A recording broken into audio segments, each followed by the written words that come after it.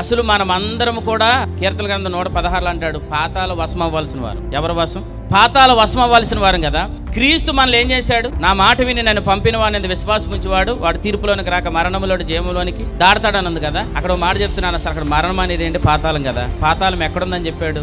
సామెతల గ్రంథం 15వ అధ్యాయం ప్రకారం కిందున్న పాతాళం, పరలోకం, భూలోకం, పాతాళలోకం కదా మనకు అర్థమయ్యేటట్లుగా. ఇప్పుడు కిందున్న పాతాళంలో నుంచి ఆ పాతాళ వశంలో ఉన్న మనలను డైరెక్ట్ గా ఏం చేశాడు? క్రీస్తు ఎంత ఎత్తుకు తీసుకెళ్లాడు?